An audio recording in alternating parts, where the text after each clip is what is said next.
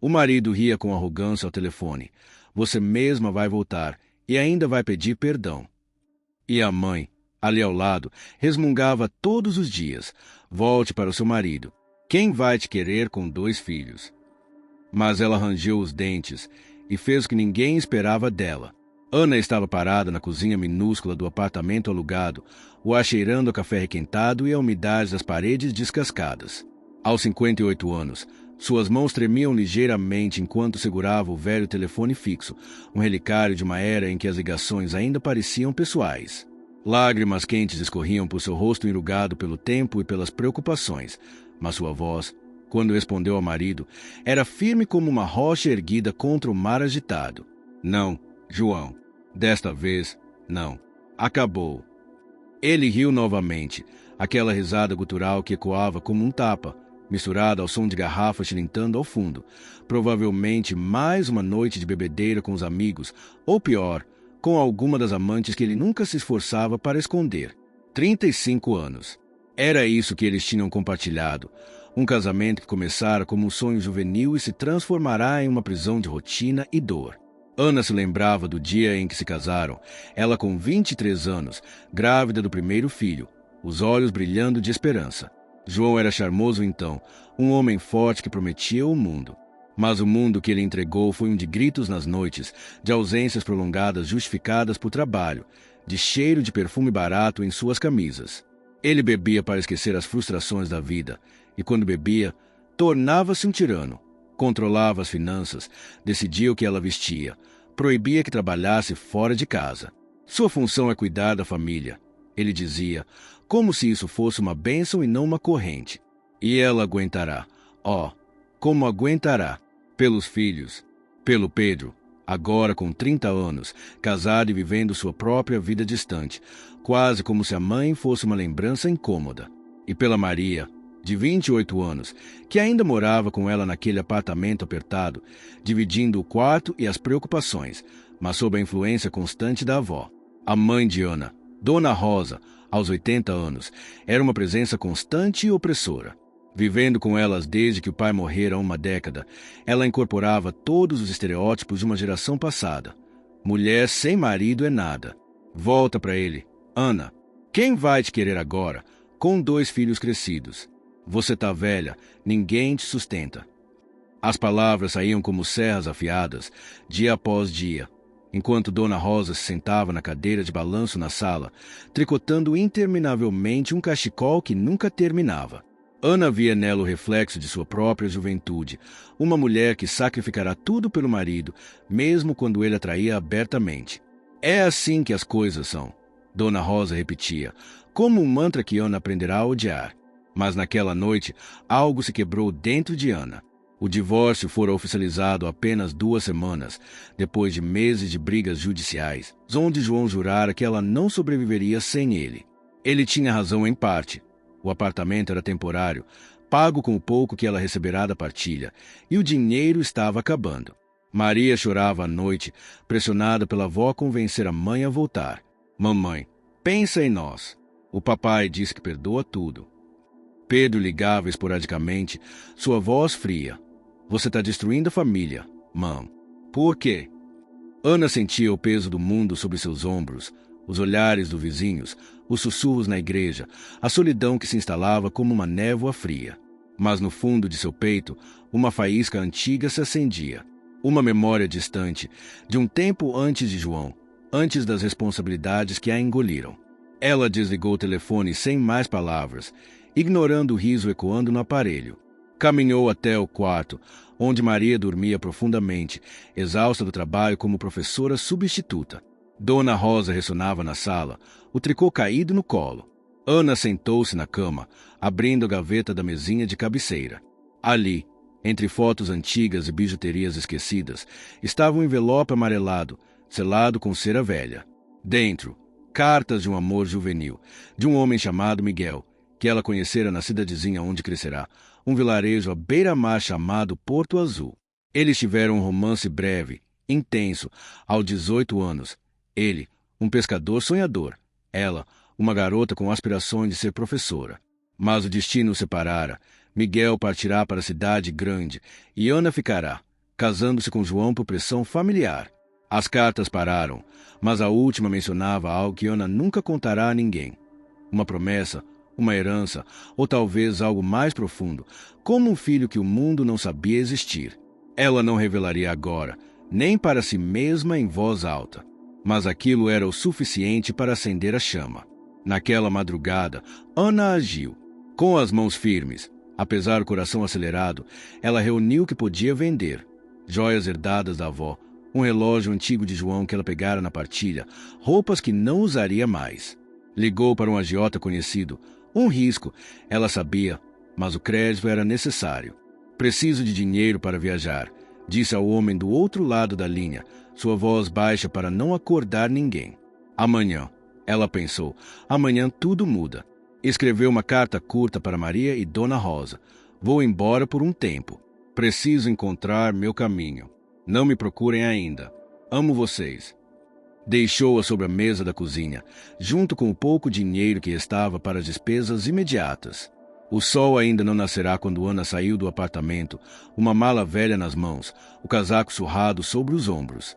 O táxi a levou à estação de trem, onde o ar frio da noite misturava-se ao cheiro de óleo e metal. Ninguém a esperava, ninguém sabia. Seus filhos ficariam chocados. Pedro, com sua vida organizada, diria que era loucura. Maria talvez chorasse e entendesse um pouco. Dona Rosa gritaria ao céu, chamando-a de ingrata. E João? Ele riria novamente, achando que era blefe. Mas não era. Ana comprará a passagem para Porto Azul, o lugar esquecido de sua infância, onde as ondas batiam nas rochas como lembranças insistentes. Ali, talvez, estivesse a chave para sua liberdade, uma casa velha que herdara da tia, abandonada há anos, ou algo mais, uma verdade enterrada que poderia mudar tudo. O trem apitou, e Ana subiu, escolhendo um assento junto à janela. O vagão estava quase vazio, apenas alguns viajantes sonolentos.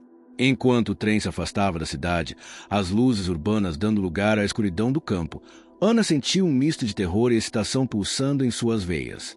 O que estou fazendo? Pensou, o coração batendo forte. Sou uma mulher de 58 anos, sozinha, sem plano concreto. E se falhar?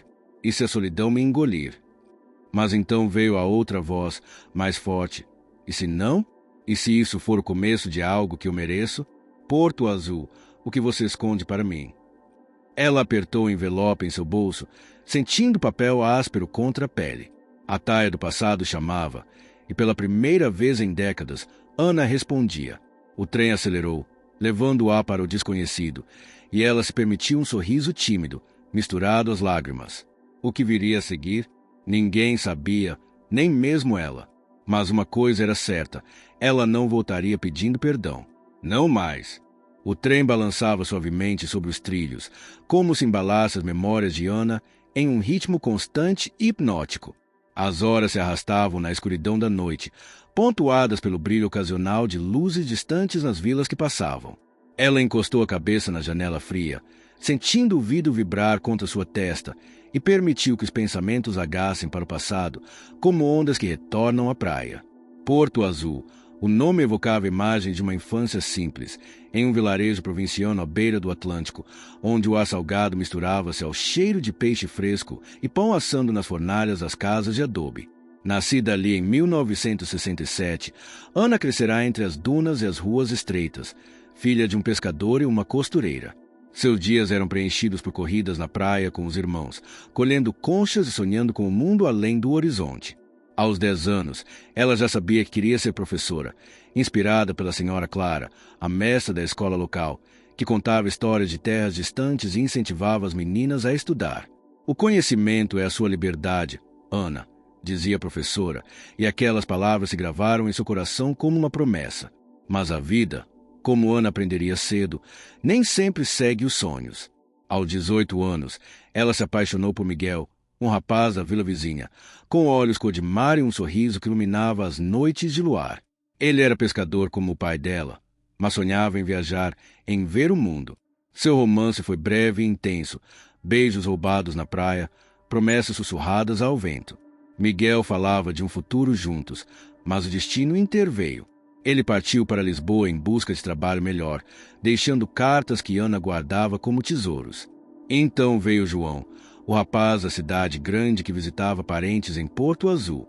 Charmoso, confiante, ele a cortejou com promessas de uma vida estável. Aos 23 anos, Ana descobriu que estava grávida, não de Miguel, mas de João, em uma noite impulsiva que mudaria tudo. O casamento foi apressado, pressionado pela família. Uma menina solteira com filho? Que vergonha, dizia a mãe dela, Dona Rosa, ecoando valores rígidos da época. Ana abandonou os estudos para se tornar dona de casa, vendo seu sonho de ser professora evaporar como névoa matinal. Você cuida da casa, eu cuido do resto, disse João no dia do casamento, e ela acreditou, ingênua e esperançosa. Os anos se sucederam em uma rotina sufocante. João, que começara como vendedor ambulante, ascendeu a gerente de uma pequena loja, mas o sucesso veio acompanhado de vícios. Ele bebia para relaxar, como justificava, mas as noites de copo levavam a explosões de raiva. As traições começaram cedo. Ana encontrava bilhetes em bolsos, ouvia sussurros no telefone. É coisa de homem, ele dizia quando confrontado, e ela engolia as lágrimas, pensando nos filhos. Pedro nasceu forte e chorão, seguido por Maria 4 anos depois.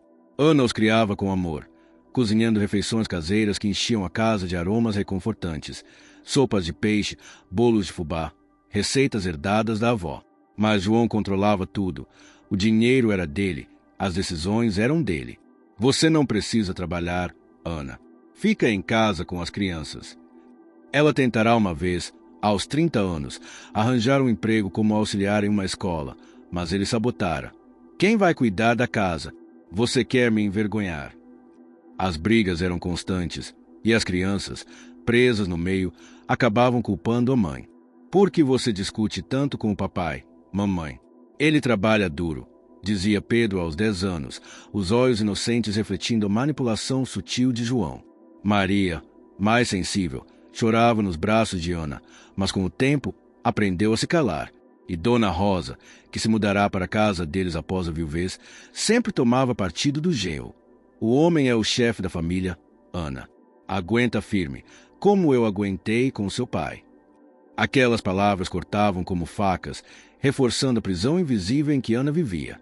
Agora, no trem que a levava de volta a Porto Azul, Ana sentia um aperto no peito ao recordar aquelas cenas.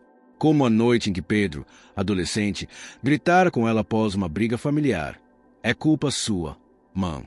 Se você não reclamasse tanto, o pai não bebia. Ou quando Maria, aos 15 anos, confessara, eu tenho medo de casar, mamãe, e se for como vocês. Ana aguentará tudo pelos filhos, repetindo o mantra como uma oração, mas no fundo, sabia que estava se anulando. O divórcio fora o ponto de ruptura, após descobrir mais uma traição, uma mulher mais jovem, com quem João gastava o dinheiro que negava à família. Você é velha agora, Ana. Ninguém te quer, ele dissera na última discussão. Mas ali, no trem, ela se sentia renascer. O sol nascia quando o trem chegou a Porto Azul, pintando o céu de tons rosados sobre o mar calmo. A estação era a mesma de sua infância. Plataformas de madeira gasta, o cheiro de sal e algas marinhas invadindo as narinas. Ana desceu, a mala pesada nas mãos, o coração acelerado. O vilarejo parecia congelado no tempo. Casinhas brancas com telhados vermelhos, a praça central com a igreja velha, pescadores arrumando redes na praia. Ela caminhou pelas ruas familiares, o vento do mar bagunçando seus cabelos grisalhos. A casa da tia falecida, herdada há anos atrás, mas nunca visitada, ficava na periferia, uma construção modesta à beira do penhasco. Ana não a alugaria. Em vez disso, usaria o dinheiro do crédito para reformá-la minimamente. Ao abrir a porta rangente, o almofado envolveu como um abraço antigo. Poeira cobria os móveis, mas ali estava, à vista do mar infinito, ondas batendo nas rochas abaixo. Meu Deus, o que fiz? Murmurou ela, sentando-se no sofá poído, as pernas fracas. Mas o suspense começou ali mesmo. Enquanto arrumava as coisas, Ana encontrou uma caixa velha no sótão, coberta de teias. Dentro, além de fotos desbotadas da família, estavam as cartas de Miguel, mais do que ela se lembrava. Elas datavam de 40 anos atrás, cheias de declarações apaixonadas. Ana, meu amor, um dia voltarei por você. Há algo que preciso te contar, uma promessa que fiz a nós dois. O que seria? Um filho perdido no tempo, uma herança escondida. Ana sentiu um arrepio, guardando as cartas no bolso. Não era hora de desvendar mistérios, era hora de sobreviver. Dias se passaram em uma névoa de adaptação. Ana limpou a casa, comprou suprimentos básicos com dinheiro apertado. Mas uma ideia brotava em sua mente: abrir um pequeno café. Ela sempre amara cozinhar. Pratos simples, mas cheios de alma, como o ensopado de frutos do mar da avó ou os doces de cocô que faziam as crianças sorrirem. João proibira. Trabalhar fora? Nem pensar. Agora, livre, ela via nisso uma chance. Usaria a varanda da casa, com vista para o mar, como espaço para mesas. Mas a burocracia era um monstro. Licenças da prefeitura, inspeções sanitárias, tudo demorado e caro. Senhora, isso leva meses, disse o funcionário entediado no balcão, olhando-a com pena. Ana persistiu, gastando horas em filas, preenchendo papéis com mãos trêmulas. Finalmente, obteve a permissão provisória. Comprou panelas usadas, mesas de segunda mão e pendurou uma placa improvisada: Café das Ondas, Sabores do Mar. Os primeiros dias foram um fracasso. Clientes? Nenhum. Os moradores locais passavam curiosos, mas entravam nos cafés tradicionais do centro. Ana sentava-se sozinha na varanda, olhando o mar, sentindo a solidão como uma âncora no peito.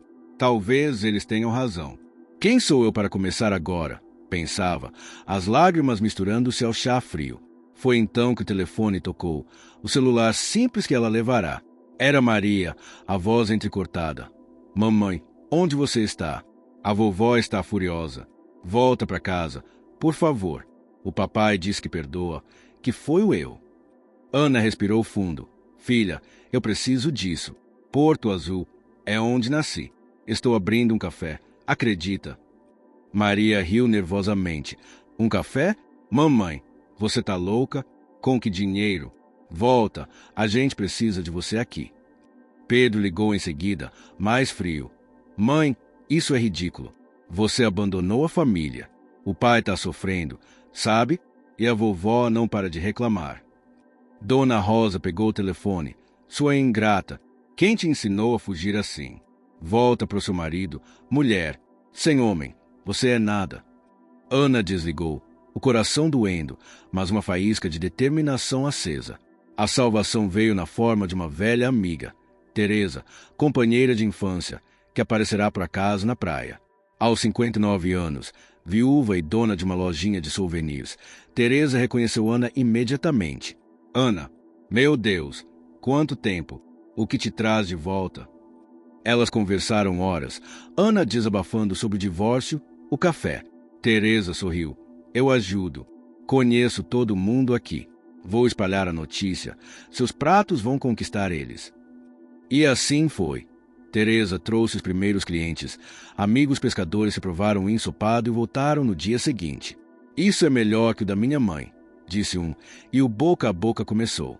Ana trabalhava incansavelmente. Acordava ao amanhecer para preparar massas frescas, decorava as mesas com conchas coletadas na praia. A solidão ainda mordia nas noites, quando ela lia as cartas de Miguel sob a luz fraca, imaginando que poderia ter sido. Ele esconde algo, pensava, o suspense crescendo como uma maré alta. Então veio o encontro que adicionou um toque de romance ao ar salgado. Num fim de tarde, enquanto servia café a um grupo de turistas, um homem idoso entrou, alto, com cabelos brancos e olhos familiares, cor de mar. Boa tarde, senhora. Ouvi falar dos seus doces. Ele se sentou, sorrindo com um charme que a fez corar. Você parece conhecida. Ana, é você. Era ele, Miguel, o Miguel das cartas, agora com 60 anos, de volta a Porto Azul após décadas em Lisboa. Ele se aposentara como comerciante, viúvo, e retornará ao vilarejo para encontrar paz. Conversaram superficialmente sobre o tempo, o mar, mas os olhares diziam mais. Você não mudou nada, ele flertou, tocando levemente sua mão. Ana sentiu um flúter no peito, algo que pensara morto há anos. Mas Miguel parecia esconder algo. Desviava o olhar quando o passado era mencionado, como se carregasse um segredo tão pesado quanto dela. Talvez um dia eu te conte tudo, disse ele, misterioso, antes de ir embora. Naquela noite, sozinha na varanda, Ana olhou as estrelas refletidas no mar. A solidão ainda visitava, mas agora misturada à esperança. Estou vivendo para mim. Finalmente, pensou, os flashbacks do passado servindo como combustível. As ligações da família continuavam. Maria suplicando, Pedro criticando, Dona Rosa xingando. Mas Ana resistia, encontrando forças nas memórias de sua juventude livre, nas cartas enigmáticas, no sorriso de Miguel. O café começava a prosperar. Alguns clientes regulares, risadas ecoando na varanda. Pela primeira vez em décadas, ela se sentia viva, uma mulher de 58 anos redescobrindo si mesma. O que viria a seguir? As ondas sussurravam promessas, e Ana, com o coração aberto, esperava. Os dias se transformaram em semanas, e o café das ondas começou a florescer como uma flor selvagem à beira do mar. Ana mergulhava no trabalho com uma energia que ela mesma desconhecia, acordando antes do amanhecer para preparar os ingredientes frescos comprados no mercado dos pescadores. Suas receitas únicas, herdadas da avó, como cozido de mariscos com ervas secretas colhidas nas dunas, uma mistura de alecrim selvagem, tomilho e um toque de hortelã do mar que só ela sabia equilibrar, conquistavam os paladares locais. Isso tem gosto de infância, exclamava um pescador idoso, voltando dia após dia com amigos. Teresa, a fiel companheira, espalhava notícia. Venham provar os pratos da Ana. É como se o mar estivesse no prato. Logo, o café lotava nos fins de semana. Turistas curiosos, famílias do vilarejo, até grupo de caminhantes que vinham pela vista panorâmica. Ana contratou uma jovem ajudante, Sofia, para servir as mesas, e o som de risadas, talheres tilintando enchia a varanda. Pela primeira vez, ela via dinheiro entrando, não muito, mas o suficiente para pagar o crédito e sonhar com expansões. Eu fiz isso, pensava ela, limpando as mãos no avental, o sol poente tingindo o mar de ouro. Mas o sucesso atraía sombras, e os conflitos começaram a se acumular como nuvem de tempestade no horizonte. Miguel se tornará uma presença constante. Ele aparecia quase todas as tardes, pedindo um café forte e um pedaço de bolo de cocô, sentando-se em uma mesa isolada para conversar. Aos poucos, o flerte inicial evoluiu para algo mais profundo. Você me lembra da garota que eu amei há 40 anos, disse-lhe uma noite, os olhos brilhando sob a luz das velas que Ana acendia para os clientes noturnos. Ela corava, mas respondia com um sorriso tímido. E você, Miguel, ainda tem aquele ar de aventureiro. Eles passeavam pela praia ao entardecer, pés na areia úmida, compartilhando histórias de vidas separadas. Miguel contará sobre sua vida em Lisboa, o casamento arranjado, os filhos crescidos, a viuvez recente que o trouxera de volta a Porto Azul em busca de paz. Mas havia lacunas em suas narrativas. Ele desviava quando Ana mencionava as cartas antigas. Um dia, eu te conto tudo, prometia, apertando sua mão. Ana sentia um calor no peito que pensara extinto, mas também uma inquietação. O que ele escondia? As noites sozinha em casa eram preenchidas por flashbacks mais intensos agora, evocados pelas cartas que ela lia obsessivamente. Em uma dessas noites, sob a luz fraca da lâmpada, Ana se lembrou vividamente do verão de 1983, aos 18 anos. Miguel e ela haviam se amado intensamente na praia escondida, longe dos olhares do vilarejo. Mas quando descobriu a gravidez, o pânico a consumiu. Miguel já partirá para Lisboa, prometendo voltar, mas as cartas demoravam. Dona Rosa, ao saber, fora implacável. Uma criança sem pai? Isso destrói uma família. Você não pode ficar com ele. Pressionada pela mãe e pelo medo da vergonha social, Ana viajara secretamente para uma cidade vizinha, onde uma freira amiga arranjara a adoção. O bebê, um menino, nascerá em silêncio, e Ana ouvira apenas uma vez, seus olhos cor de mar como os de Miguel. Ele terá uma vida melhor, dissera a freira, mas Ana carregava a culpa como uma âncora. Nunca contará a ninguém, nem a João, que aparecerá logo depois, oferecendo casamento e salvação. Agora, em Porto Azul, a memória a atormentava, e se o filho estivesse por aí, odiando-a por abandoná-lo, as lágrimas caíam sobre as cartas, borrando a tinta velha. O primeiro grande conflito irrompeu como uma onda inesperada. Era uma tarde ensolarada quando João apareceu no café, o carro velho estacionado na estrada de terra. Ana o viu pela janela da cozinha, o coração disparando. Ele entrará cambaleando ligeiramente, cheiro de álcool no ar, e se sentar em uma mesa lotada de clientes. Ana, minha mulher, vim te buscar de volta, gritou ele, alto o suficiente para silenciar as conversas. Os clientes, pescadores locais, um casal de turistas, viraram-se, curiosos. Ana saiu da cozinha, o rosto pálido mas firme. João, o que você faz aqui? Vá embora. Ele riu, aquela risada gutural que a fazia encolher no passado. Ah, vá embora. Você acha que pode me deixar e abrir esse barraco? Quem te sustenta agora, hein?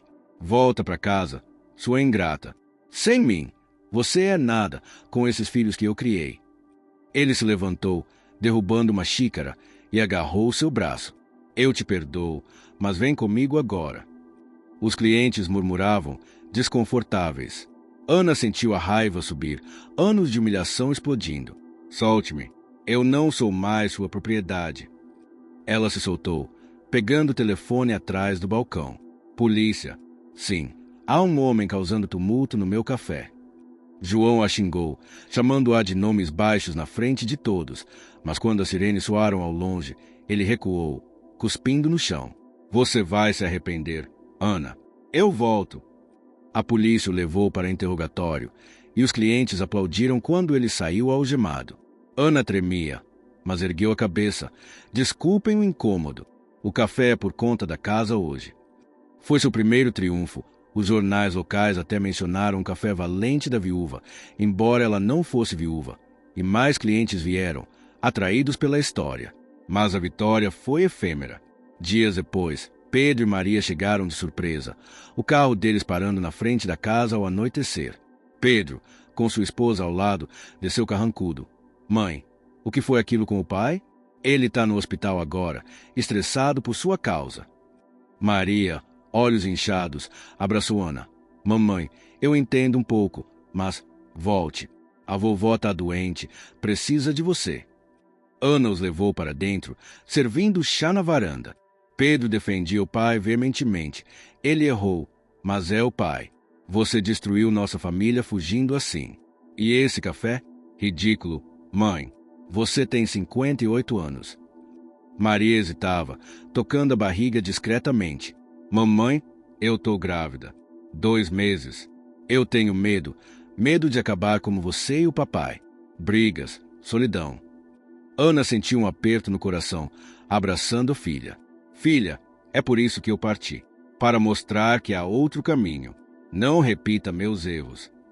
Eles passaram a noite discutindo, Pedro insistindo para que ela vendesse o café e voltasse, Maria dividida entre lealdade e admiração. Na manhã seguinte, partiram, deixando Ana com vazio, mas também determinação. Então veio a notícia que a forçou a agir. Dona Rosa sofrerá um derrame leve, internada no hospital da cidade grande. Maria ligou chorando. Mamãe, vem, ela está pedindo por você. Ana hesitou, mas o dever filial venceu. Fechou o café por uma semana, deixando Sofia no comando, e pegou o trem de volta. Ao chegar ao hospital, encontrou Dona Rosa fraca na cama, os olhos acusadores. Você me matou de preocupação, Ana, fugindo como uma louca. Volte pro João, conserte a família que você destruiu. Ana cuidava dela, trocando fraldas, dando remédios, suportando os resmungos constantes. Mulher sem marido é nada. Olha para mim, aguentei tudo pelo seu pai. As noites no sofá do apartamento eram torturantes, flabaques misturando-se à realidade, a mãe forçando-a a adotar o bebê, pelo bem da família. Ana respondia baixinho. Mãe, eu aguentei demais. Agora é minha vez. Após uma semana, Dona Rosa melhorou o suficiente para ir para casa com Maria, e Ana retornou a Porto Azul, exausta, mas mais forte. Não volto mais, jurou a si mesma. De volta, o café prosperava ainda mais. As ervas secretas da avó viraram lenda, com clientes pedindo o especial da Ana. Mas um antagonista surgiu. Sr. Carvalho, um empresário local rico, dono de hotéis na costa. Ele apareceu uma manhã, terno impecável contrastando com a simplicidade do lugar. Senhora Ana, sua terra é valiosa. Quero comprar para expandir meu resort. Ofereço um bom preço. Ana recusou. Não, senhor, esse é meu lar agora. Ele sorriu friamente. Pense bem. Acidentes acontecem em lugares isolados. As ameaças veladas começaram. Ligações noturnas anônimas, venda ou sofra. Um dia, encontrou a placa do café vandalizada. Culminou em uma noite chuvosa. Cheiro de fumaça a acordou. Alguém tentará incendiar a varanda. A polícia investigou, mas sem provas. Ana tremia de medo, mas Miguel a apoiou. Não desista. Eu te ajudo. A romance com Miguel aprofundou-se nessa crise. Uma noite, após o incidente do fogo, ele confessou tudo na praia, ondas batendo furiosamente. Ana, aquelas cartas, eu nunca soube, mas suspeitei. O filho que você adotou é meu. Eu voltei para Lisboa, mas quando soube da gravidez por boatos, era tarde. Procurei, mas você já tinha casado. Ana chorou, revelando a verdade. Eu o dei para adoção, Miguel, por pressão da minha mãe. Ele deve ter os 40 anos agora. Miguel o abraçou. Vamos encontrá-los juntos. Eu contratei um investigador anos atrás. Ele é bem-sucedido, mora aqui perto, em uma cidade maior. Chama-se Ricardo, dono de uma construtora. Mas ele não sabe de nós. O suspense cresceu. Eles começaram a busca discreta, visitando cartórios, conversando com velhos conhecidos. Ricardo era o perdido filho, rico, casado, sem ideia de suas origens. E se ele nos odiar? Ana sussurrava, o coração em suspense. Mas o pior veio de João. Ele descobrira a Thay através de Dona Rosa, que, em delírio no hospital, murmurara sobre o bebê secreto. João ligou uma noite. Ana, eu sei tudo. Seu bastardinho com aquele pescador. Volta para mim, ou conto para os filhos. Imagina o escândalo. A chantagem a aterrorizava. Ligações constantes, ameaças de expor no vilarejo. Ana confrontou a mãe por telefone. Como você pôde contar? Dona Rosa, pelo seu bem, volta, conserte isso. Os filhos ligavam confusos. Pedro furioso. O que está acontecendo? Mãe. Maria preocupada. Mamãe, eu tô do seu lado, mas venha para casa. O café sofria. Clientes diminuíam com rumores espalhados por Carvalho, talvez aliado de João. Eventos suspeitos continuavam. Vidros quebrados, comida estragada misteriosamente. Ana se sentia no limite, o suspense sufocante. Os filhos voltariam para ela? O filho perdido os aceitaria? Aguentaria as ameaças? Noites insones. Ela caminhava pela praia, ondas ecoando suas dúvidas. Miguel a apoiava, seu amor crescendo como uma âncora. Juntos, superamos, dizia ele. Mas o clímax se aproximava. Com o festival anual do vilarejo, Ana planejava um grande evento no café, convidando a família. É agora ou nunca, pensou ela, o coração acelerado. As nuvens de conflito se adensavam, prometendo uma tempestade que mudaria tudo. O festival anual de Porto Azul aproximava-se, e Ana decidiu transformar o Café das Ondas no coração do evento. Era uma aposta arriscada, mas ela sentia que era agora ou nunca. O vilarejo fervilhava com preparativos, bandeirinhas coloridas penduradas pelas ruas, o cheiro de peixe grelhado e música de sanfona ecoando na praça. Ana planejou um cardápio especial para o festival. Pratos que misturavam suas receitas de infância com toques modernos, como bolinho de camarão com as ervas secretas da avó e uma torta de limão com manjericão que fazia os clientes suspirarem. Ela convidou a família, enviando mensagens para Pedro, Maria e até Dona Rosa, que ainda se recuperava em casa com Maria. Venham, por favor. Quero que vejam o que construí, escreveu, o coração apertado de esperança e medo. A ameaça de João pairava como uma nuvem escura. Suas ligações continuavam, cada vez mais agressivas, prometendo revelações que destruiriam a reputação dela. Senhor Carvalho também intensificara a pressão, enviando um advogado com uma oferta final. Venda a terra ou enfrentará problemas maiores. Mas Ana, fortalecida pelo apoio de Miguel e pelos clientes fiéis, recusava ceder. Esse café é minha vida agora, dizia a si mesma, limpando as mesas com determinação. Os dias que antecederam o festival foram uma maratona. Ana trabalhava até a exaustão.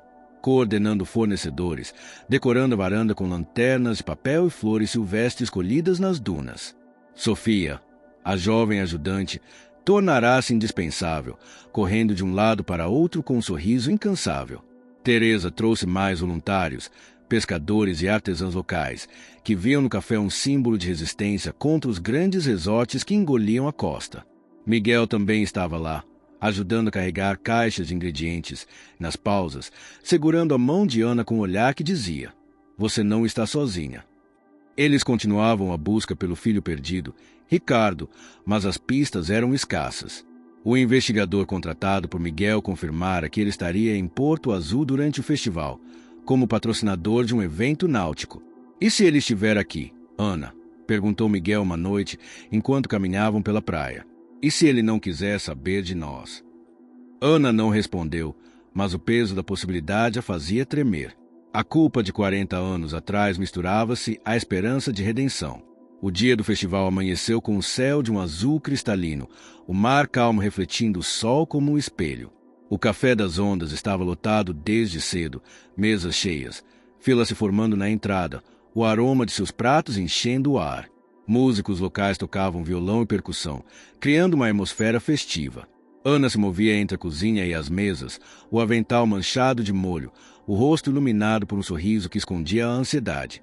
Pedro e Maria chegaram à tarde, acompanhados da esposa de Pedro, Clara, e de Dona Rosa, que vinha apoiada numa bengala, o rosto franzido de desaprovação. "Isso é uma loucura, Ana", murmurou Dona Rosa ao sentar-se. "Você acha que esse café substitui uma família?" Maria, com a barriga já levemente arredondada pela gravidez, abraçou a mãe. "Mamãe, tá lindo aqui. Tô orgulhosa, mas tô com medo por você." Pedro permaneceu calado, os olhos fixos no horizonte, claramente dividido. Então, o Cal chegou com João.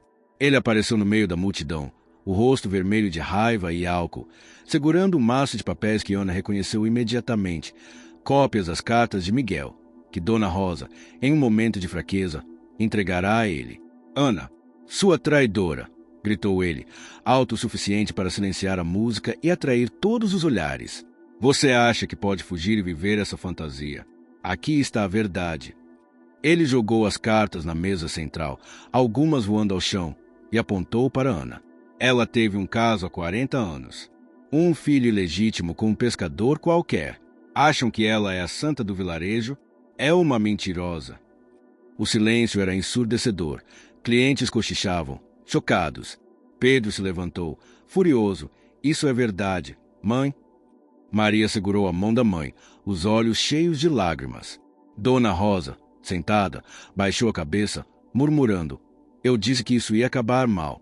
Ana sentiu o chão tremer sob seus pés, o peso de décadas de segredos esmagando-a.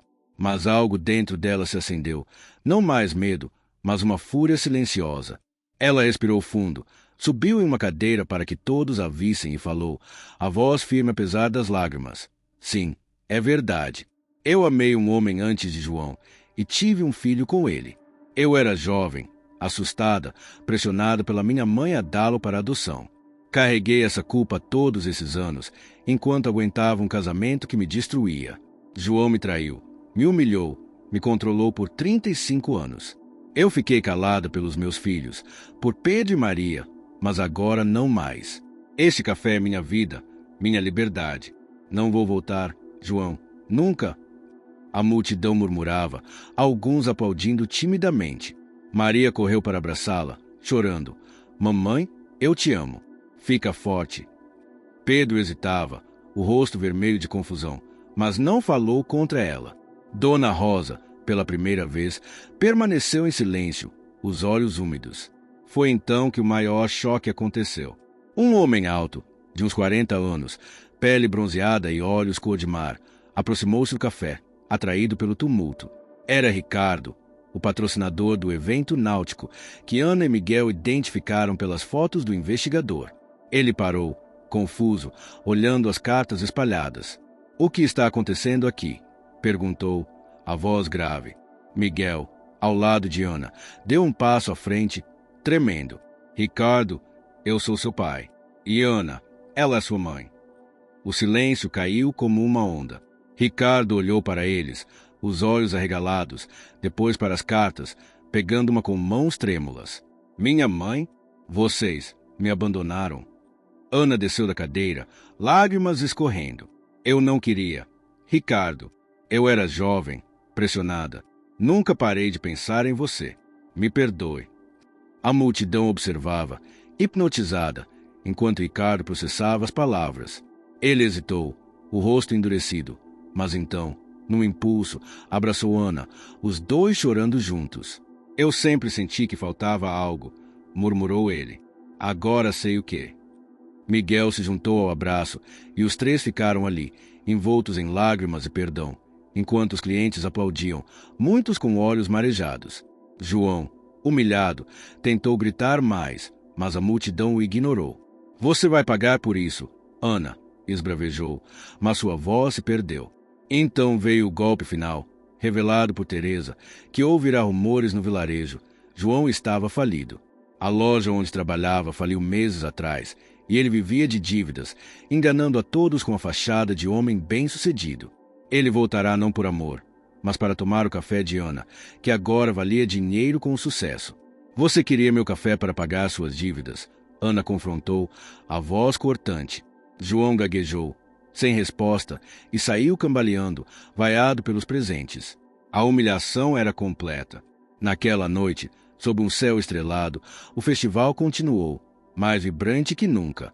Ana, exausta mas radiante, servia pratos enquanto conversava com Ricardo, que prometeu visitá-la regularmente. Quero conhecer minha mãe, disse ele, sorrindo. Maria, ao lado, segurava a mão de Ana, prometendo apoio. Vou criar meu filho com força, como você agora. Pedro, ainda hesitante, aproximou-se.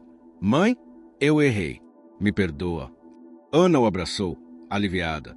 Dona Rosa, em um momento raro, pegou a mão da filha. Ana, você é mais forte que eu jamais fui.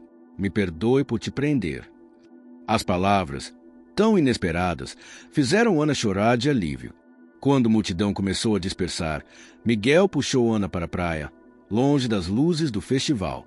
Sob as estrelas, com o som das ondas como trilha, ele a beijou, um beijo lento, cheio de promessas adiadas por 40 anos. Quero passar o resto dos meus dias com você, Ana. Aqui, em Porto Azul, com o nosso filho por perto. Ela sorriu, o coração leve pela primeira vez em décadas. Sim, Miguel, vamos viver isso juntos. Eles planejaram o futuro, expandir o café, viajar, recuperar o tempo perdido. A noite terminou com eles de mãos dadas, olhando o mar, enquanto o festival ecoava ao fundo.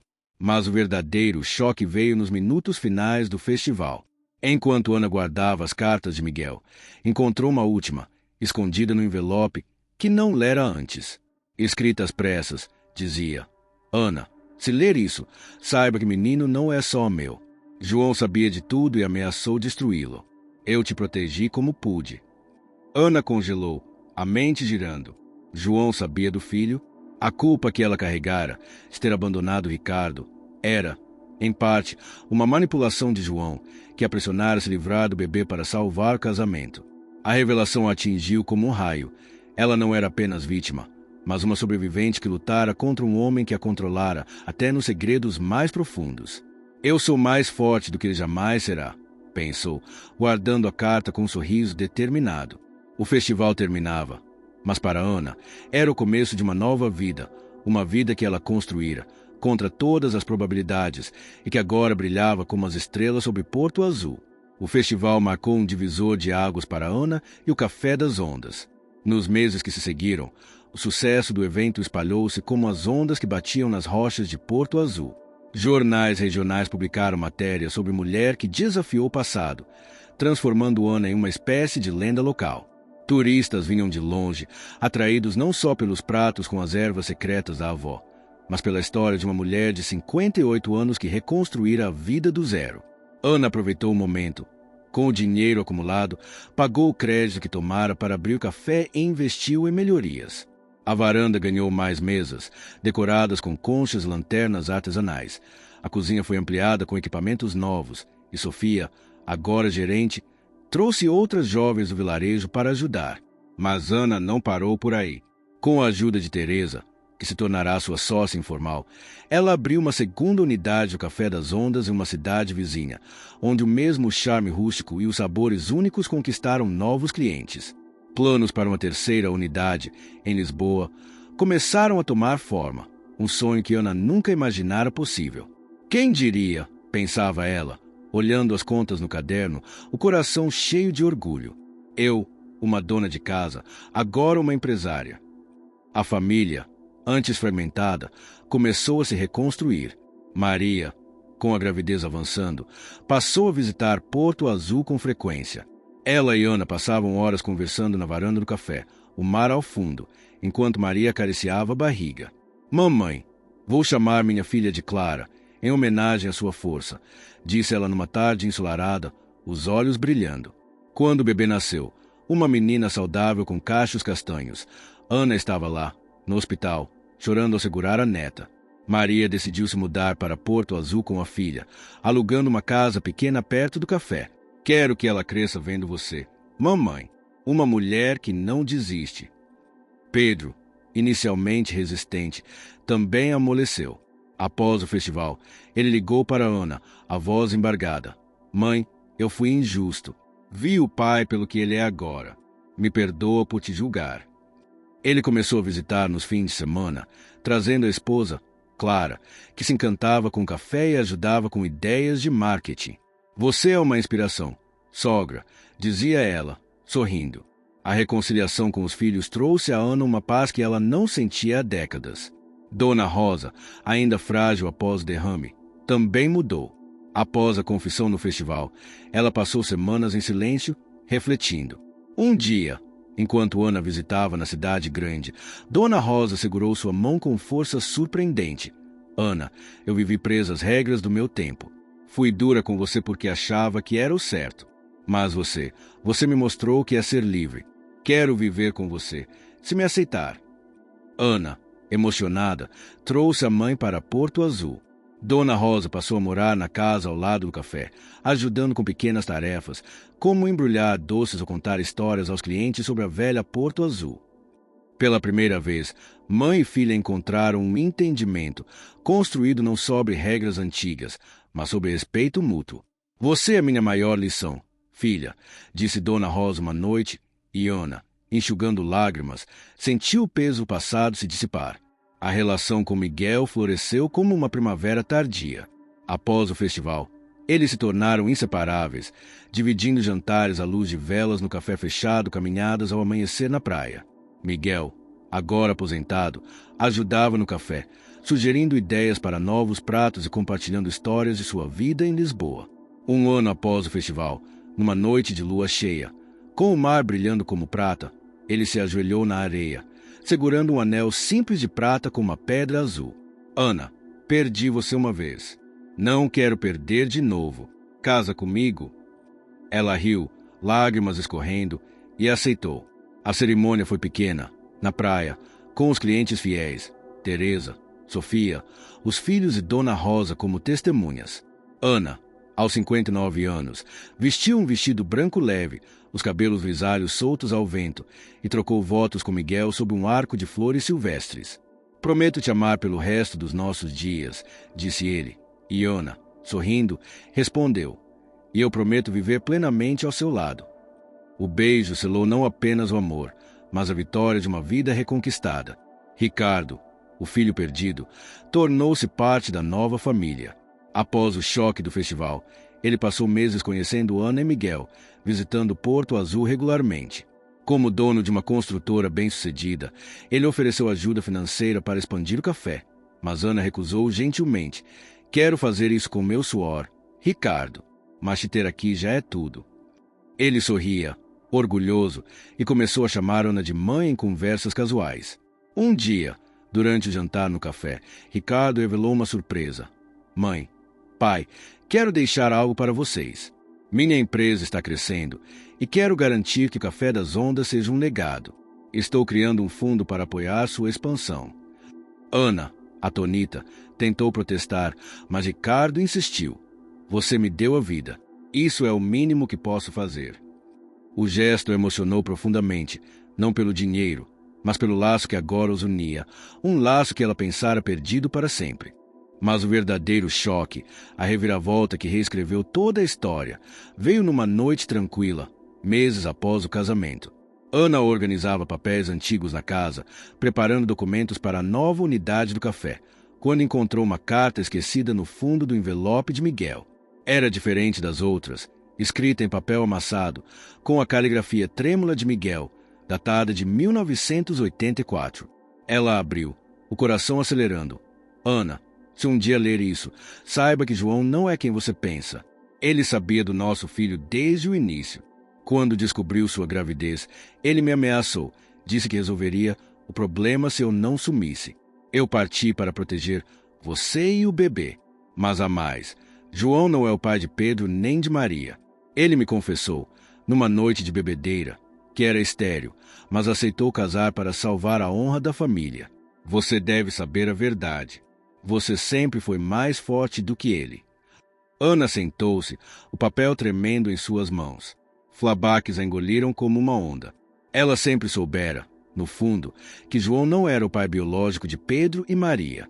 Durante o breve romance com Miguel, antes de João, houvera outra noite, um momento impulsivo com um amigo de infância que partirá para o estrangeiro. Quando descobriu a gravidez de Pedro, ela deixou João acreditar que era dele, temendo a vergonha de uma mãe solteira. João, por orgulho ou manipulação, aceitara a farsa, mas usará isso para controlá-la, mantendo-a submissa com ameaças veladas.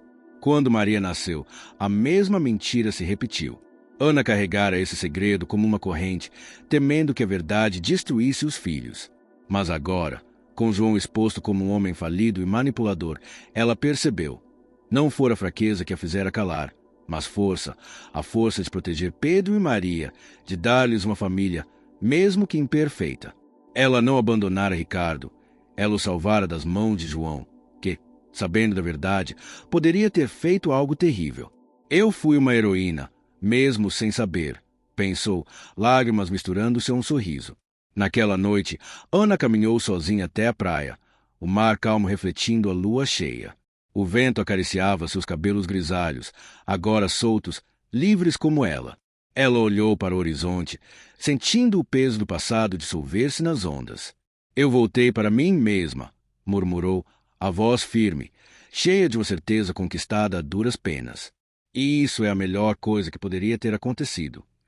O café das ondas brilhava ao longe, lanternas dançando na brisa, símbolo de sua vitória.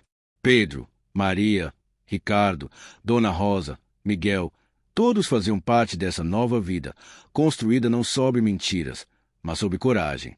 Ana respirou fundo, o sal do mar enchendo seus pulmões, e sorriu. Ela não era mais a mulher que João tentará apagar, nem a filha que Dona Rosa moldara.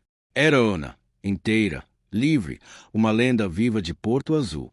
E o futuro, como o mar à sua frente, era infinito.